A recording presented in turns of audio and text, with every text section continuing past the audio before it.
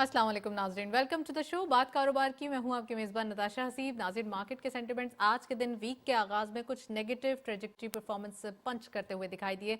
आज के दिन हमने वैल्यू वाइज बहुत अच्छा काम होते हुए देखा मार्केट के अंदर। Future market and ready market को मिलाया जाए तकरीबन 30 बिलियन रुपीज़ का काम हुआ, लेकिन वैल्यू वाइज ही सिर्फ काफ़ी नहीं है। मार्केट के सेंटिमेंट्स में एक करेक्शन को भी विटनेस किया जाता है। तो वीक के आगाज़ में करेक्शन का होना, प्रॉफिट बुक करना, इन्वेस्टर्स का वीक के आगाज़ में जब प्रॉफिट बुक करते हैं तो उस वक्त सेंटिमेंट्स ऐसे होते हैं कि पूरे वीक के अंदर एक बाइंग सेंटिमेंट्स देखे जाते हैं।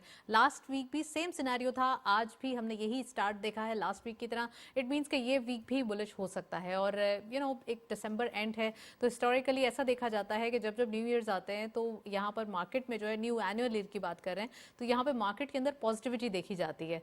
और अभी भी मार्केट के जितने नंबर्स हैं यानी कि 65,000 का लेवल इंटैक्ट है, तो इट मींस कि यहाँ पर यही लगता है कि अब मार्केट की वैल्यूएशन को थोड़ा सा करेक्शन लग के फिर उसके बाद मार्केट में दोबारा बुलिश रन एक्सपेक्टेड है। सो फर्स्ट सेगमेंट देखते हैं।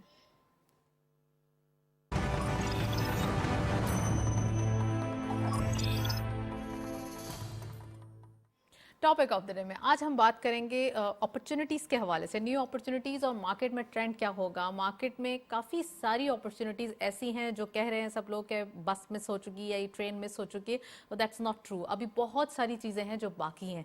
सो आज हम डिटेल डिस्कस करेंगे। SIFC के हवाले से बात करेंगे। कुछ हमने अभी भी कुछ एनालिटिकल व्यूज़ भी देखे लास्ट वीक, और ये भी पता चलता है कि यहाँ पर SIFC के क़याम के बाद कुछ की इन्फॉर्मेशन, कुछ की इन्वेस्टमेंट्स हैं जो आई हैं। FDI के बारे में बात करेंगे और साथ साथ वो सेक्टर्स जिनके अंदर इन्वेस्टमेंट्स आ रही हैं वो कितना ज़्यादा एक ऑप्टिमिज्म क्रिएट कर सकते हैं आने वाले दिनों में। बिजनेसेस के हवाले से बात करेंगे, इंडस्ट्रियलाइजेशन कैसी चल रही है आजकल।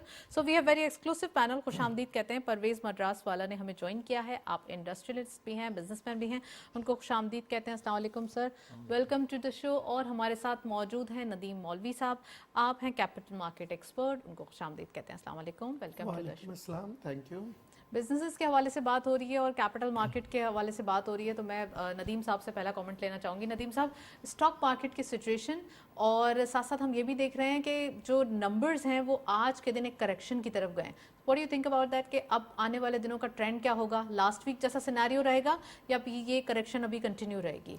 देखिए, इस वक्त हम जितने भी मार्केट ऊपर गई है वो वैल्यू शेयर्स की गई है।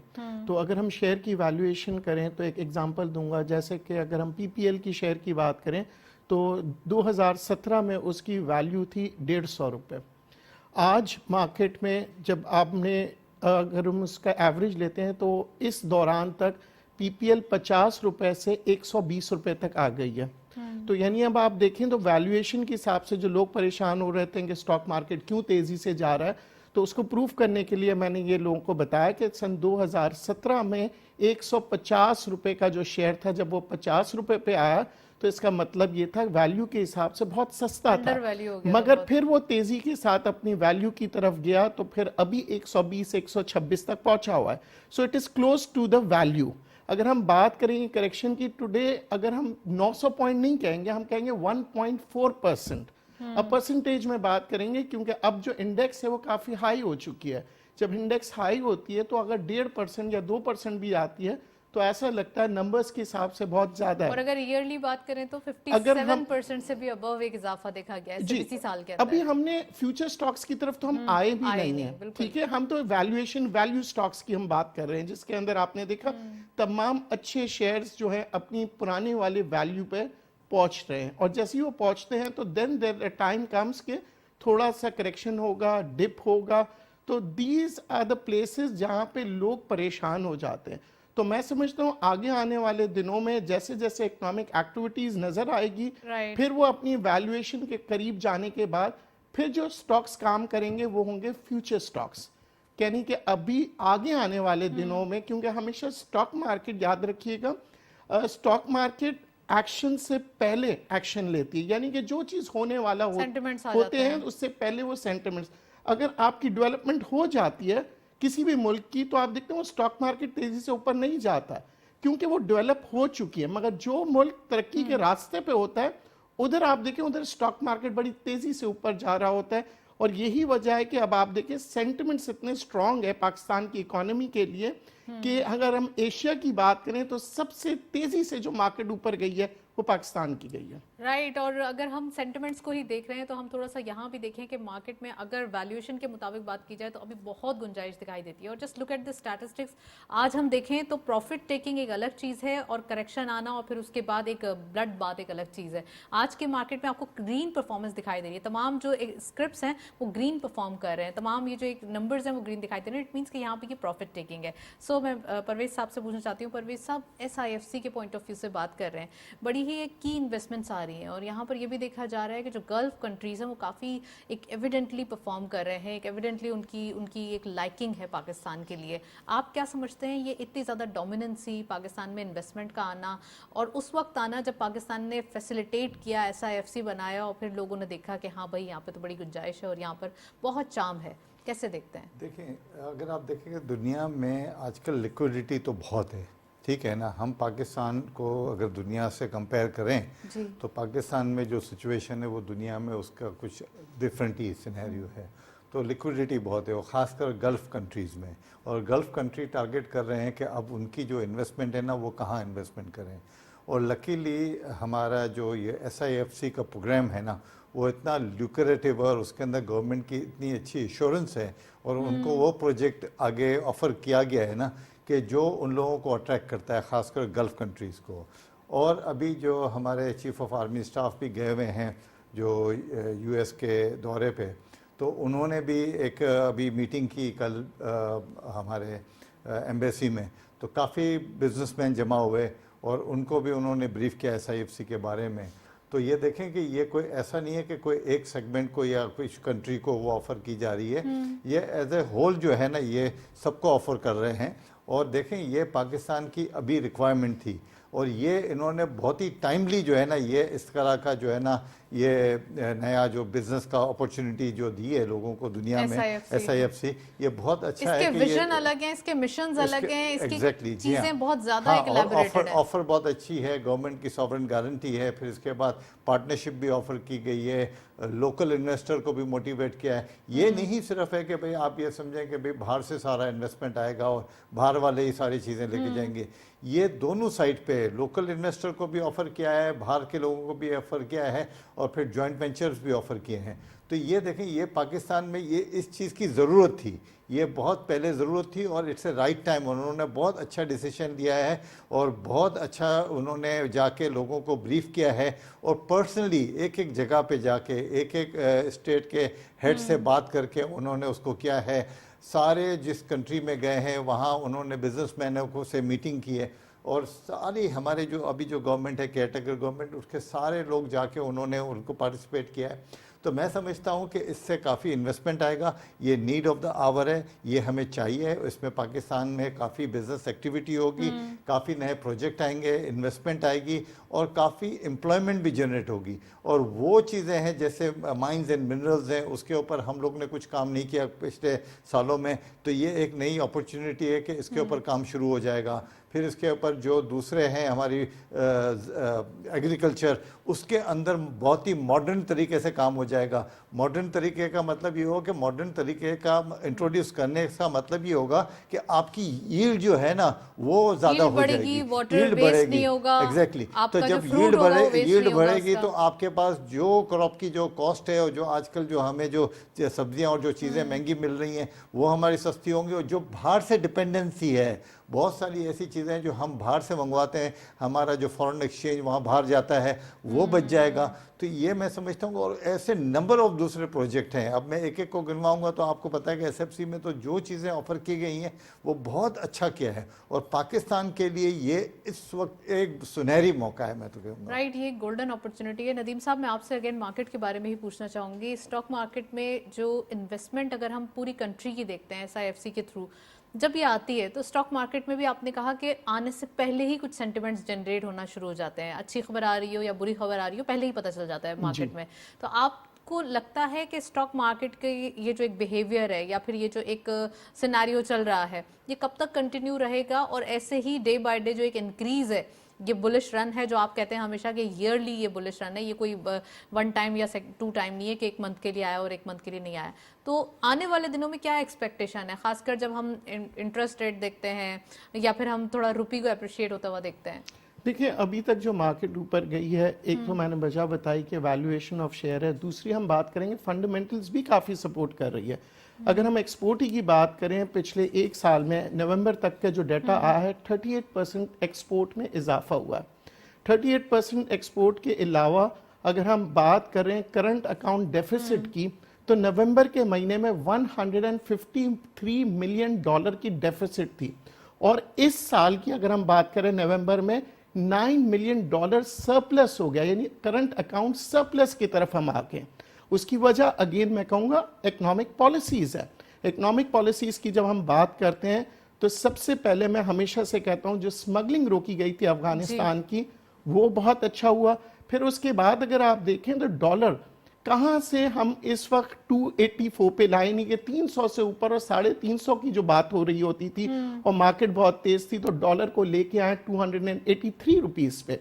फिर उसके बाद अगर हम पेट्रोल की बात करें 64 रुपीस की कमी देखी गई है पेट्रोल की कीमतों में।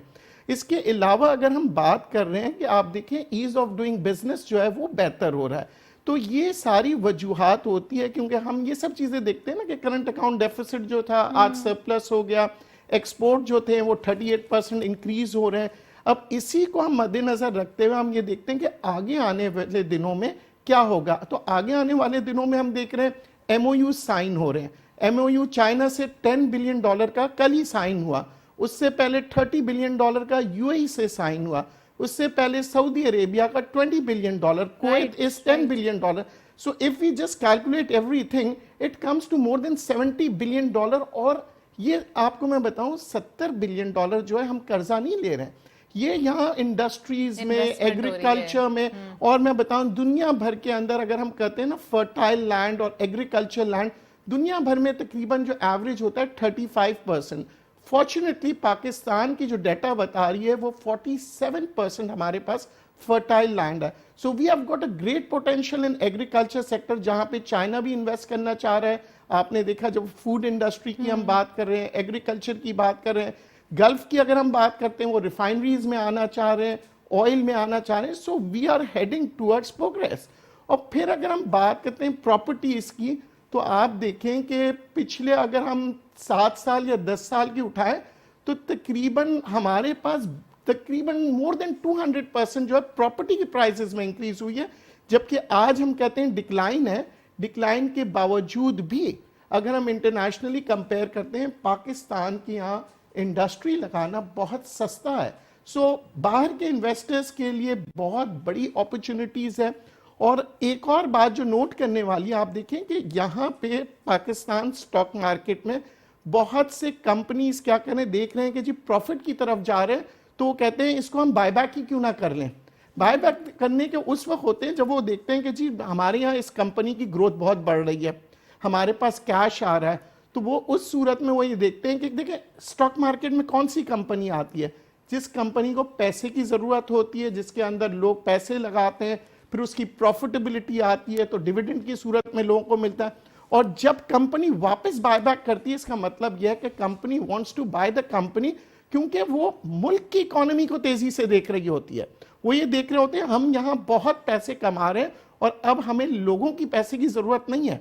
तो ये चीजें देखनी पड़ेगी। और सबसे अहम बात, वैल्यूएशन की तरफ जाएं और पाकिस्तान की जो हम इकोनॉमिक डेटा की बात कर रहे हैं उसको जरा देखें, क्यों हमारे क्या रूमर्स है।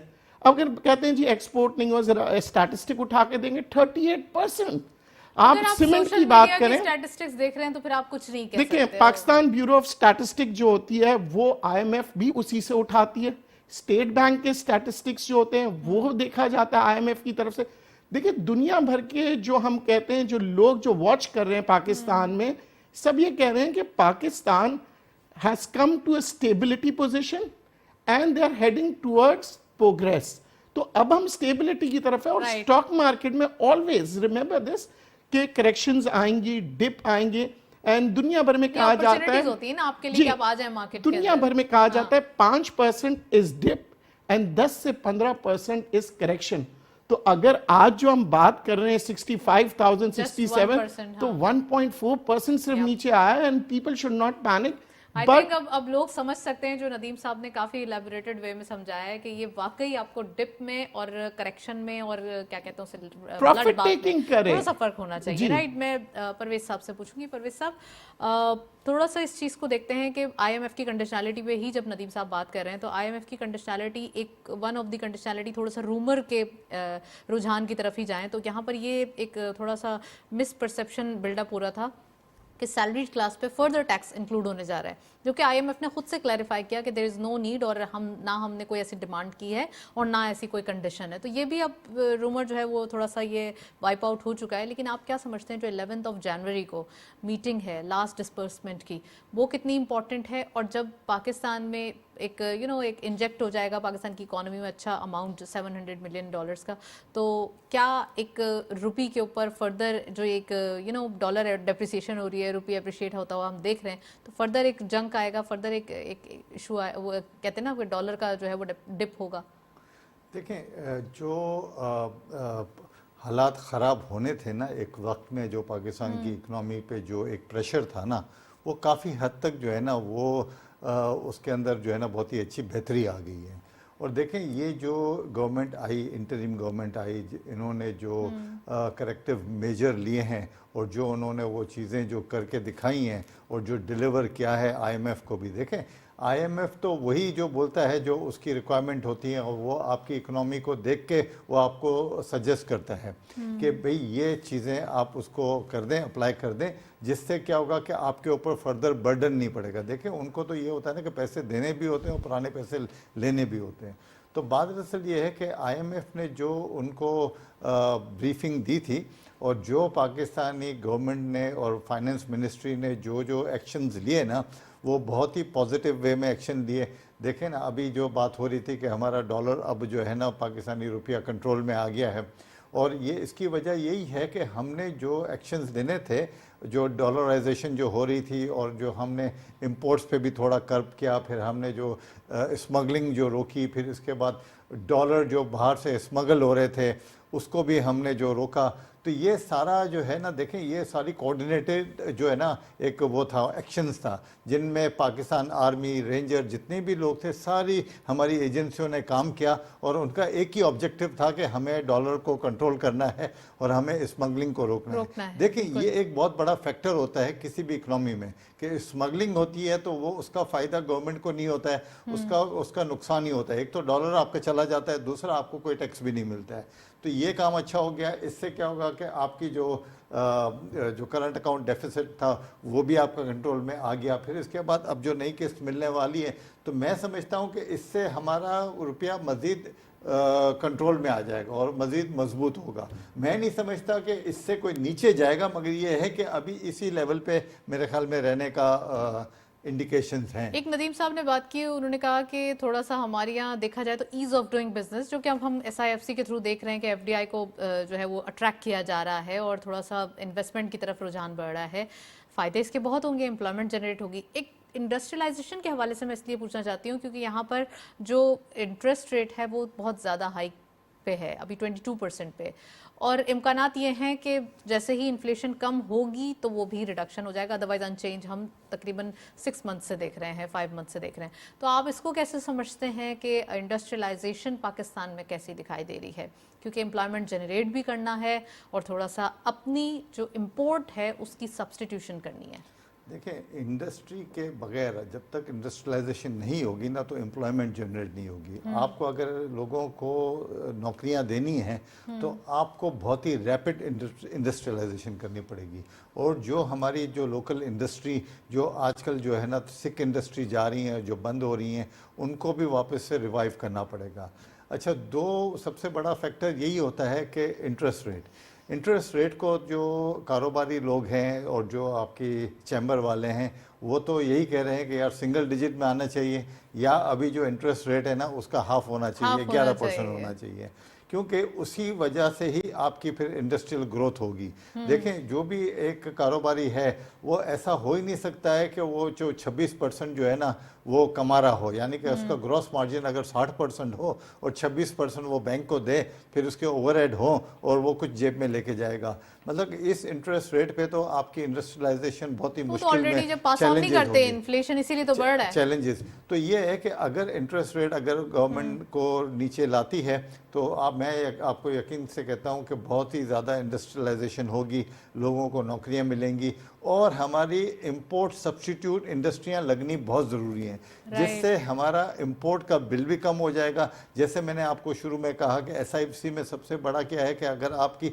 एग्रीकल्चर ग्रोथ होती है, एग्रीकल्चर यील्ड अच्छी होती है, तो आप बाहर से जो दालें शालें ये वो मंगा रहे हैं ना, उसकी डिपेंडेंसी कम हो जाएगी Automatically और हो जाएगी, आप अपने घर में वही चीज़ें उगाएंगे तो आपका डॉलर जो है ना वो बाहर नहीं जाएगा।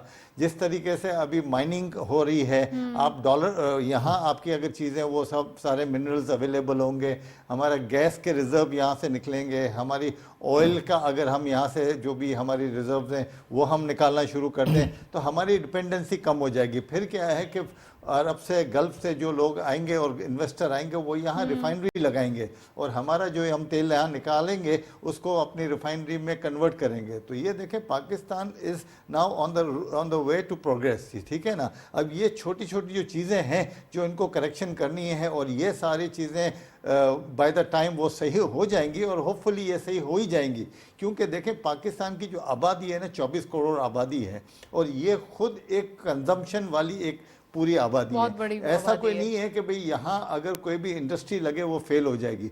सिर्फ थोड़ा बहुत फाइनेंशियल करेक्शन चाहिए हमें, जो है ना यहाँ वो पॉजिटिव वाली जो है ना हमें इंडस्ट्रियल पॉलिसी चाहिए और लॉन्ग टर्म इंडस्ट्रियल पॉलिसी चाहिए। हमें वो चाहिए कि 5 साल या 10 साल की इंडस्ट्रियल पॉलिसी बना के SIFC है ना, इस तरीके से कोई आपको Exactly, पॉलिसी मिल जाए तो इंडस्ट्रियलाइजेशन भी मुमकिन है। मैं Exactly. नदीम साहब से पूछूंगी, नदीम साहब बड़ी एक तो आप भी ऐड करना चाह रहे थे, 2-3 पॉइंट रेज किए इन्होंने।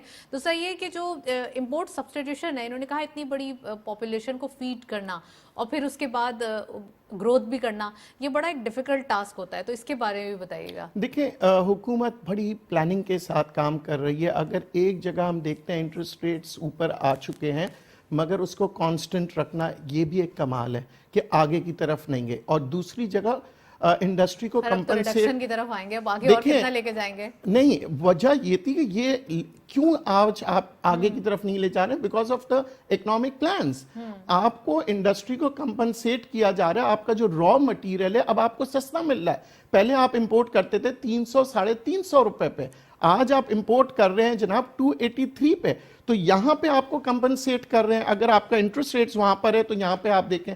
दूसरा, आपका कार्ट्रिज जो होती थी, जो फ्रेट होता था वो बड़ा महंगा होता था, आपकी ट्रांसपोर्टेशन की वजह से फिर आपकी इंडस्ट्री पे एक बड़ा हैवी अमाउंट आ जाता था कॉस्ट ऑफ प्रोडक्शन पे, उसको देखिए अब रिड्यूस हो रहा है क्योंकि पेट्रोल और डीजल की कीमतें कम हो गई, तो यहां पे भी इंडस्ट्री को फायदा हो रहा है। तो एक जगह जहां पे इंडस्ट्री के पास मुश्किल वक्त आया हुआ बिकॉज ऑफ इंटरेस्ट रेट्स, मगर उसको कंपनसेट करने के लिए हुकूमत ने दूसरे रास्ते दिखाए। यही वजह है कि आज 38% एक्सपोर्ट के टारगेट हमारा जो है बढ़ चुका है, हम एक्सपोर्ट ज्यादा कर चुके हैं, क्योंकि ये हुकूमत प्लानिंग के साथ कर रहे थे। ये खामोश नहीं बैठे थे कि जनाब इंटरेस्ट रेट्स को अगर हम कुछ नहीं कर सकते तो नहीं, इन्होंने कहा अगर हम मौजूदा वक्त में इंटरेस्ट रेट्स को कम नहीं कर सकते तो हम इंडस्ट्री के लोगों को पेट्रोल की कीमतों में, डीजल की कीमतों में, डॉलर की कीमतों में कम करने में, और फिर एक बड़ा अच्छा मार्केट देना, क्योंकि स्मगलिंग को रोकने के बाद आपकी लोकल इंडस्ट्री जो है वो फ्लरिश करी। तो दिस जो government is doing things with plannings. तो अब आप देखें कि ये बाकी हमारे यहाँ अब हमें भी पॉजिटिव वे में सोचना पड़ेगा, क्योंकि हमें ये नहीं देखना कि हम रोना धोना शुरू कर दें कि जनाब हमें इंसेंटिव्स दें, हमें ये दें। Let's see now what we can do give to the country, क्योंकि हमें ये देखना है, वी एज एन इकोनॉमिस्ट, जितने भी इकोनॉमिस्ट मेरे भाई हैं उनको यही सिखाया जाता है कि make your plans according to the resources you have, then you will be a good economist. तो जो हमारे रिसोर्सेज हैं उसी के मुताबिक ये हुकूमत प्लान करिए। जब ये जो 70 सालों में नहीं हुआ आज 4 महीनों में हो रहा है। क्यों हो रहा है? Because there is not a political team working but they are professional teams working and on merit. आप देखिए, आप आगे जाके जो इन्फ्लेशन भी कम होगा अगर हम गवर्नमेंट के इंस्टीट्यूशंस को बेहतर कर देंगे तो प्राइवेट के लिए कंपटीशन होगा, तो प्राइवेट अपनी मनमानी कीमतें नहीं बढ़ाएंगी, कार्टेल सिस्टम खत्म हो जाएगा। अब आप देखिए ना, हर चीज में कार्टेल आ जाता है। अगर हम सीमेंट इंडस्ट्री की बात करें, there are just around 20 to 23 companies, so if they make a cartel we can not do anything. मगर अगर उसके पैरेलल गवर्नमेंट की कोई सीमेंट इंडस्ट्री हो, गवर्नमेंट की कोई स्टील इंडस्ट्री हो जो प्रोफेशनली काम करे, तो they will have a tough time. और फिर जब चीजें कमी, कीमतों में कमी आएगी, तो फिर आपकी इन्फ्लेशन डाउन होगी, आपके एक्सपोर्ट्स बढ़ेंगे, फिर आप टेक्नोलॉजी को आप बेहतर करेंगे इंडस्ट्रीज में। तो ये सारी चीजें होती हैं प्लानिंग के साथ। And I must give this credit to our minister of industry and commerce. I must give this government a credit कि वो जिस सिचुएशन में, लोग समझते हैं जी अभी तो बहुत ऊपर चला गया था, इससे ऊपर नहीं जा सकता इंटरेस्ट रेट्स। आप यकीन करें, अगर ये गवर्नमेंट पॉलिसीज प्लानिंग नहीं करती तो हम ब्राजील की तरफ बेतहाशा हमारे इंटरेस्ट रेट्स ऊपर चले जाते। आज जो हमारी इस वक्त इकोनॉमिक स्टेबिलिटी आई है, just because of the good plannings. वरना ये कोई मैजिक नहीं है कि जनाब पिछले नवंबर को हम करंट अकाउंट डेफिसिट हमारा $153 मिलियन था, आज हम सरप्लस पे इस नवंबर में हम 9 million. So these are the plannings which are proving.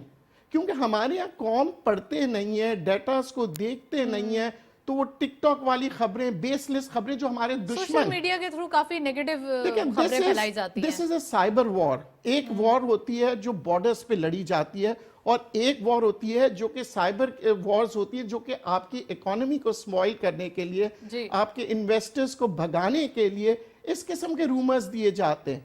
मगर आज क्यों यूएई आके यहाँ पे इन्वेस्ट करना चाह रहे हैं? क्यों गल्फ कंट्रीज से? देखिए, एक और ऑप्शन हमारी हुकूमत ने क्या किया, जीसीसी के साथ मुआहदा कर रहे हैं फ्री ट्रेड का।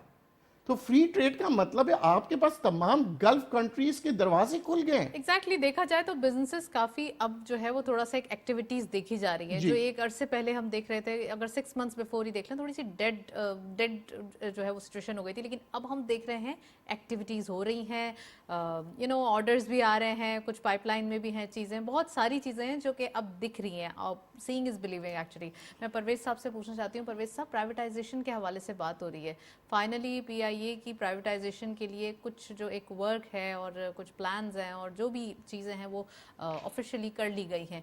अब अनाउंसमेंट की तरफ आएंगे, तो आपको क्या लगता है पीआईए की प्राइवेटाइजेशन से कितने फ़ायदे होंगे, कितने बेनिफिट्स होंगे? नहीं, मगर आप तो नदीम साहब तो बोल रहे हैं कि गवर्नमेंट को और मज़ीद इंडस्ट्रियाँ खुलनी चाहिए, तो पीआईए को प्राइवेटाइज करने की ज़रूरत क्या है? देखिए, गवर्नमेंट का काम है रेगुलेट करना, गवर्नमेंट का काम है अच्छी पॉलिसी देना। पाकिस्तान में जो है ना, ये ऐसा काम नहीं है कि भाई गवर्नमेंट जो है ना वो इंडस्ट्रियाँ चलाए और बहुत सारी इस तरह रेगुलेट करे, पॉलिसीज अच्छी दें और उसको पॉलिसी के बना के फिर उसको कंट्रोल करें, जो अब तक हमें मिलती आ रही है। हाँ, मिलती आ रही है। देखें, स्टील मिल है हमारे पास, अब स्टील मिल को हमें बेचना है, हमारे पास पीआईए है, पीआईए को बेचना है, और ये बिल्कुल सही फैसला है कि पीआईए को हमें प्राइवेटाइज करना चाहिए, स्टील मिल को प्राइवेटाइज करना चाहिए। और जो भी गवर्नमेंट के ऐसे जो वाइट एलिफेंट हैं, जो गवर्नमेंट का पैसा जो है ना वो कंज्यूम कर रहे हैं, उनको प्राइवेटाइज करके और गवर्नमेंट को वन साइड हो जाना चाहिए, ताकि वो उस पर फोकस करे और इंडस्ट्रियलिस्ट जो हैं उनको इंडस्ट्रियल पॉलिसी दे, लॉन्ग टर्म इंडस्ट्रियल पॉलिसी दे, 5 साल 10 साल की इंडस्ट्रियल पॉलिसी दे, लोगों को पता चले कि भाई हमें कौन सी इंडस्ट्री लगानी है, स्टेबल पॉलिसी दे, ताकि वो लोग लॉन्ग टर्म प्लानिंग करें। एक इन्वेस्टर है, उसको अगर लॉन्ग टर्म अगर प्लानिंग मिल जाती है या एक स्टेबल पॉलिसी मिल जाती है ना, वो बंदा आपको गवर्नमेंट के एक्सचेकर में जो है ना आपको टैक्स भी देगा, एम्प्लॉयमेंट भी देगा। देखें, सबसे बड़ा गवर्नमेंट को जो इशू है ना वो ये है कि एम्प्लॉयमेंट, हमारे पास इतनी सारी यूथ है, इतने सारे लोग हैं, उनको एम्प्लॉयमेंट देनी है, वो कहाँ से देंगे? क्या गवर्नमेंट अपने SIFC बनाई गई जिसके अंदर ह्यूमन कैपिटल को भी इंक्लूड किया गया आईटी के हवाले से? This is one of the reason for that कि भाई ह्यूमन कैपिटल को कहाँ खपाएंगे। तो ये एक बहुत अच्छा देखें, आपने कितनी अच्छी प्लानिंग है कि इसके अंदर आपके एग्रीकल्चर के जो ऐसे लोग हैं जो एग्रीकल्चर में लग जाएंगे, कुछ लोग इंडस्ट्री में लग जाएंगे, कुछ लोग माइनिंग में लग जाएंगे। तो ये एक बहुत अच्छी पॉलिसी है जो मैंने शुरू में बोला था, और ये पाकिस्तान की डेस्टिनी चेंज कर this is also the policy of interim government. अभी जो इंटरिम गवर्नमेंट आई है उसमें एसओईज की जो प्राइवेटाइजेशन है वो पहले से ही एक इनकी बुक में था और ये बताया था कि होगा, उनके एजेंडे में था, उनके एजेंडे में बिल्कुल। जो एसओईज लीड कर रहे हैं उनको अब प्राइवेटाइज करना पड़ेगा, ताकि उनकी जो प्रॉब्लम्स हैं या उनकी जो एक बुक्स हैं उसमें जो पैसा खा रही है उनको जो गवर्नमेंट पैसे दे रही हैं तो वो पैसा जाना बंद हो जाएगा, और फिर इसके बाद वो जो भी उसको लेगा वो उसको आगे चला के गवर्नमेंट को टैक्स ही देगा ना। अभी तो गवर्नमेंट अपने जेब से दे रही है, मगर जब वो चलाएगा उसकी प्रॉफिट आएगी तो गवर्नमेंट को उल्टा टैक्स मिलेगा और एम्प्लॉयमेंट भी देगा। तो ये तो बहुत बहुत अच्छा डिसीजन है, और मैं चाह रहा हूँ कि इसको होना चाहिए। और गवर्नमेंट को बिजनेस नहीं करना है, गवर्नमेंट को जो है ना बिजनेस पॉलिसीज देनी है, ताकि बिजनेसेस प्रमोट हो बिजनेस सके। एनवायरनमेंट क्रिएट करना है। Right. लोगों को लोन कहना है कि बाहर के लोगों को कहना है कि इंडस्ट्री लगाओ, लोकल इन्वेस्टर को कॉन्फिडेंस देना है कि आप इंडस्ट्री लगाएं। बिल्कुल। देखिए मैं इंडस्ट्रियलिस्ट और हूं, जो मुझे लोकल पता है। इन्वेस्टर्स मौजूद हैं उनके लिए भी बड़ी विन विन सिचुएशन है कि वो भी आए हैं अभी। बिल्कुल एग्जैक्टली तो ये चीज़ें होनी चाहिए, और गवर्नमेंट के पास जो भी पॉलिसीज आती हैं, जो भी बाहर के लोकल या फॉरेन इन्वेस्टर आते हैं, उनके लिए ये सारे डोर्स ओपन करने चाहिए। कोई भी इस तरह का वन विंडो ऑपरेशन होना चाहिए, वन विंडो फैसिलिटी देनी चाहिए। लॉन्ग टर्म पॉलिसी, मैं आपको बार बार यही कह रहा हूँ कि 5 साल 10 साल की लॉन्ग टर्म पॉलिसी होनी चाहिए। इससे क्या फ़ायदा होगा कि वो एक बंदा आएगा, वो इन्वेस्टमेंट करेगा, उसको पता होगा कि मेरी इन्वेस्टमेंट सेफ है यहाँ, और यहाँ मेरी कोई गवर्नमेंट की पॉलिसी रोज़ाना चेंज नहीं होगी। वरना क्या होता है कि हर साल हमारा बजट आता है, हर 6 महीने के बाद मिनी बजट आता है, और लोगों को पता ही नहीं कि आगे क्या होगा और उसके पैसे का दिस इज क्या द होगा। Difference between interim setup and political government, तो वो तो फिर होता है ना सर। वो तो होगा। राइट, मैं नदीम साहब से पूछूंगी। नदीम साहब, कैपिटल मार्केट के हवाले से सवाल करना चाहती हूँ। आई नो यू हैव नहीं, मैं एक बिल्कुल थोड़ा सा मैं वजाहत कर दूं। उन्होंने कहा कि गवर्नमेंट का काम नहीं है। दुनिया की सबसे बड़ी इकोनॉमी है चाइना की, अमेरिका के बाद। वहाँ पे 70% organisation and industries are run by the government. फिर दूसरी हम बात करेंगे सिंगापुर की, जिसकी इंडस्ट्री बिल्कुल नहीं थी। सिंगापुर के अंदर government and private sector, so this is something what we all should work into it. A tough competition will give good results. इसके अलावा अगर हम मार्केट के ऊपर भी बात करेंगे, स्टॉक मार्केट का ही आपसे पूछना चाहती हूँ कि कैपिटल मार्केट के अंदर जो न्यू इन्वेस्टर्स आ रहे हैं, खासकर जैसे आज के दिन एक डिप ली गई है, इस डिप के बारे में आपका क्या ख्याल है? इन्वेस्टर्स को क्या मशवरा देंगे कि ऐसी ही डिप का वेट कर रहे थे और ऐसी ही डिप के लिए जो आपने एक प्रपोजल दिया था कि बाय ऑन डिप्स, तो दिस इज इट एक्चुअली जो आज हुआ? देखिए, स्टॉक मार्केट हो, बिजनेस हो, ट्रेड हो, हमें अपने विजन को जो है ना बड़े ब्रॉडली देखना पड़ेगा। हमारे पास अक्सर वही होता है जो ट्रेंड में आ जाता है कि जनाब प्राइवेटाइज नहीं करो, स्टॉक मार्केट में काम नहीं करो, स्टॉक मार्केट तो ये है जी, पाकिस्तान की मईशत ये हो जाएगी जी, बिजली महंगा है। हम नेगेटिविटी और एक ही विजन के साथ काम करते हैं। हम ये नहीं देखते जो मैंने इकोनॉमिक्स के मीनिंग्स बताएं कि हमें अपने विजन को बड़ा करना है और अपने ही रिसोर्सेज के अंदर ऑल्टरनेट्स की तरफ देखना है, पॉजिटिविटी की तरफ देखना है कि ओके हेल्दी कॉम्पिटिशन्स हो, स्टॉक मार्केट में नॉलेज के साथ आप दाखिल हो जाएं, क्योंकि stock market is not only going up, it goes zigzag। इसके इसी तरह economy does not flourish in one day, it takes time. So everything goes ups and downs. आज हम बात कर रहे हैं बॉन्ड मार्केट की, आप देखें पाकिस्तान के अंदर बॉन्ड मार्केट में कितना एक्टिवली पार्टिसिपेशन हुई। क्यों? क्योंकि the word they use was sukuk, and sukuk is an Islamic. तो अब आ गया ना सर स्टॉक अब हम देखें, हमें ये अपना विजन देखें ना। अब हम कल तक जो है ना बॉन्ड मार्केट्स में पाकिस्तान में लोग इन्वेस्ट नहीं करते थे। So we have to start changing our minds. हम पॉजिटिविटी की तरफ आए, हम ये आए कि हमें आगे आने दिनों में जनरेशन्स को क्या देना है। हमने स्टॉक मार्केट की अगर हम बात कर रहे हैं तो हमें स्टॉक मार्केट के प्लेयर्स, इन्वेस्टर्स को बढ़ाना पड़ेगा इंडेक्स से ज्यादा। इन्वेस्टर्स के हवाले से ही पूछना चाहती हूँ। एक तो इन्वेस्टर्स को आपने बढ़ाने का बोला, ये बहुत अच्छी बात है, स्टॉक मार्केट में जरूरत भी है। थोड़ा सेक्टर वाइज अगर हम बात करें तो कौन सा सेक्टर आपको ज्यादा अच्छा लग रहा है? सपोज अगर बैंकिंग सेक्टर के हवाले से बात करें तो कैसा लग रहा है आपको? देखिए, इस वक्त जो है ना आप अपनी पोर्टफोलियो को डाइवर्सिफाई करें। जिस तरह से गवर्नमेंट अपनी पॉलिसीज को, अपने आप देख रहे हैं जो एक्सपोर्ट्स को और सब चीजों को जो मैनिपुलेट जो कर रहे हैं इस वक्त, वो क्यों कर रहे हैं? Because they are working with plans. हमें ये देखना है कि देखें आईटी की अगर हम बात करें, आईटी इज ऑल्सो वर्किंग। हम सीमेंट की बात करें, 80% एक्सपोर्ट बढ़ गया सीमेंट में। फिर अगर हम बैंकिंग की बात करें, देखिए बैंकिंग के अंदर अगर इंटरेस्ट रेट्स बहुत ज्यादा होते हैं तो कई उसके फायदे भी हैं, नुकसानात भी हैं। अगर फायदे की हम बात करें तो आप देखिए इसके मेरिट्स एंड डीमेरिट्स आपको नजर आएंगे जनवरी के इसके अंदर अकाउंट्स में आपको आ जाएगा, दिसंबर की क्लोजिंग में। फिर हम बात करेंगे फार्मा इंडस्ट्री की। Now we are heading towards export, तो हम फार्मा को भी देख रहे हैं। तो हमारी माइनिंग जैसे कि आपने कहा, फिर हम ब्लू इकोनॉमी की तरफ आ रहे हैं। फिशरीज का आपने देखा होगा कि फिशेस के एक्सपोर्ट इस दफा ज्यादा हुए हैं। So we have to see to it कि हम किसी एक सेक्टर में स्टॉक मार्केट में काम नहीं करेंगे, हम पोर्टफोलियो बनाएंगे। और पोर्टफोलियो बनाने का ये काम होता है 10 से 15 अच्छे शेयर्स आप लें, अच्छे वैल्यू शेयर्स लें एंड डिफरेंट सेक्टर्स के थे। We always say never keep all your eggs in one basket, क्योंकि आपकी इन्वेस्टमेंट्स जो है वो डाइवर्सिफाई होनी चाहिए, टारगेटेड होनी चाहिए एंड प्लान। एंड सबसे बड़ी बात, यू शुड नो कि आपकी रिटर्न ऑन इन्वेस्टमेंट जो है वो कितनी आप टारगेट कर रहे हैं, ताकि आप ये प्रॉफिट बहुत टेकिंग कर इंपॉर्टेंट सकें। है। राइट, मैं परवेज साहब से पूछना चाहती हूँ। परवेज साहब, थोड़ा सा इस चीज को देखना पड़ेगा हमें कि सेविंग्स करने की भी जरूरत है। Stock market is an option कि वहां पे जाया जाए, कम अमाउंट के साथ भी जाया जाए तो आप प्रॉफिट ले सकते हैं थ्रू म्यूचुअल फंड्स। अगर आपसे पूछा जाए कि सेविंग करनी है not only in stock market, कहीं और करनी है, तो आप क्या मशवरा देंगे इन्वेस्टर्स को? And second thing is that कि वो सेक्टर्स बताइए जिनमें बहुत ज़्यादा गुंजाइश है कि उसमें एक्सपोर्ट बढ़ाई जा सकती है, वैल्यू एडिशन किया जा सकता है, जो काम पाकिस्तान में नहीं हो रहा अभी। ऑलरेडी बहुत हो रहा है वैसे। देखिए, इंडस्ट्रियलिस्ट जो होता है उसके लिए तो सिर्फ एक ही एजेंडा होता है कि उसकी इंडस्ट्री का पहिया जो है ना हर वक्त चलना चाहिए।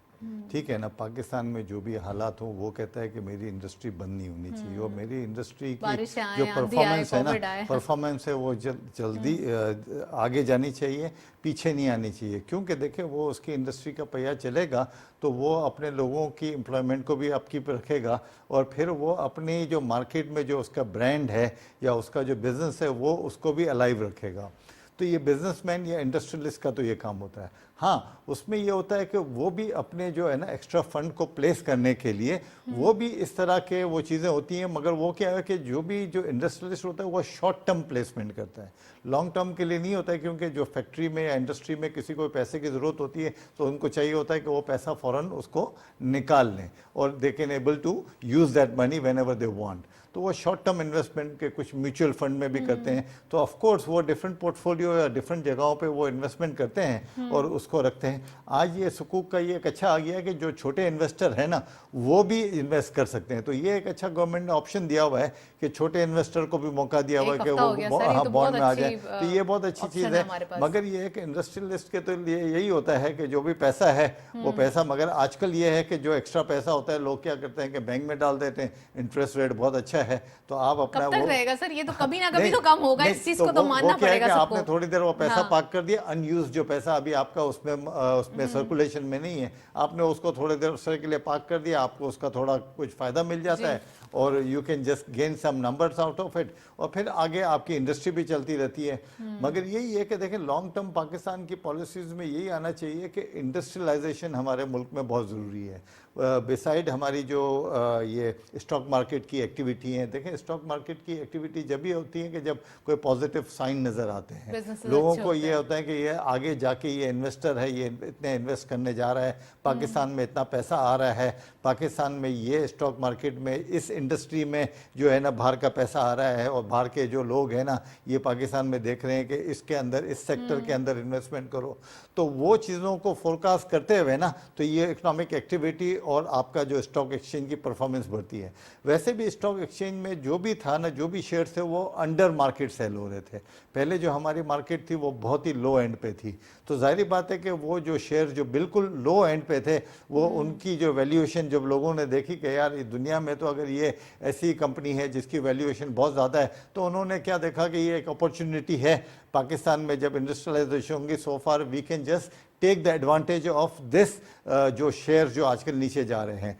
तो इसी तरह से जब हम भी ये काम करते हैं तो हमें भी जब मौका मिलता है कि चलो हमारी इंडस्ट्री के बाहर को काम करना है तो we look at stock exchange या स्टॉक मार्केट या कैपिटल मार्केट को हम देख के तो हम वहाँ हमारा काम करते हैं और हमारी फंड्स को प्लेस करते हैं। राइट, ये आपने बड़ा एक अच्छा ऑप्शन दिया है और तमाम इंडस्ट्रियलिस्ट भी इस बात को एक यकीनी बनाते हैं कि वो भी थोड़ा सा स्टॉक मार्केट का पार्ट रहे। नदीम साहब, स्टॉक मार्केट की ही बात हो रही है तो इन्वेस्टर्स को क्या एडवाइस करेंगे आने वाले दिनों के लिए? और साथ साथ जो मार्केट का ट्रेंड है, न्यू ईयर आ रहा है, हिस्टोरिकली मार्केट पॉजिटिव रहती है लेकिन आज थोड़ी करेक्शन भी आ गई है। इस दिसंबर मंथ को ही अगर थोड़ा समअप करें तो एंड में क्या दिखाई देता है?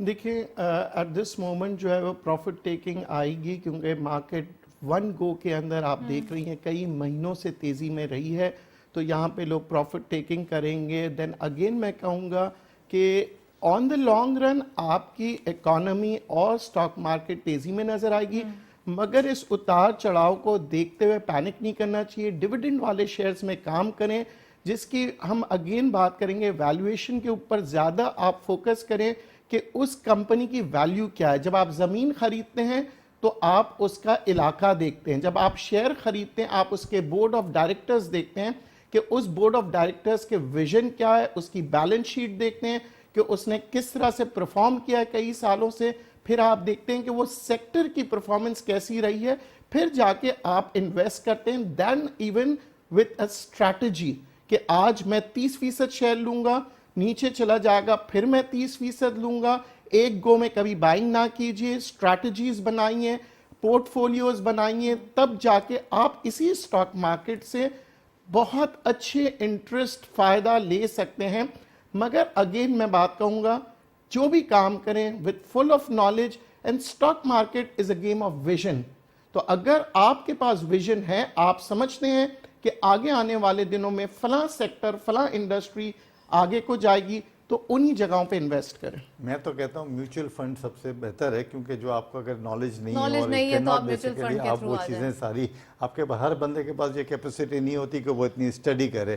तो मैं तो चाहता हूँ कि मैं समझता हूँ और जो मैं करता हूँ वो म्यूचुअल फंड सबसे बेहतर है कि उसके अंदर आप डिफरेंट पोर्टफोलियो में वो इन्वेस्ट करते हैं, उनको आप देख लें और उनको देख लें कि वो उनकी कितनी यील्ड है और आप उसमें इन्वेस्ट करें। तो इसके लिए जो ऐसे इन्वेस्टर हैं जिनको स्टॉक मार्केट में गेम खेलने का पता नहीं है, तो अगर वो जाते हैं एबीसी नहीं पता है और वो अगर इस तरह की स्टडी ना कर सकें तो वो बेचारे फिर बहुत ही नुकसान कर अच्छी लेते बात हैं। कही है परवेज साहब ने, काफी डिटेल बता दी कि एंड में बिल्कुल समअप कर दिया। Well thank you so much, आपने ज्वाइन किया। नदीप साहब का भी बहुत बहुत शुक्रिया, आज आप तशरीफ लाए। आज के दिन हमने डिटेल डिस्कशन की स्टॉक मार्केट के हवाले से, SIFC के हवाले से, और खास कर जो SIFC के थ्रू जो FDI अभी पाइपलाइन में है और आने वाले दिनों के लिए बहुत एक अच्छे ऑप्टिमिज्म क्रिएट कर रही है, उसमें डिटेल डिस्कशन की। That's it. इसी नोट पे प्रोग्राम को वाइंड अप करेंगे। इजाजत दीजिए, अल्लाह हाफिज।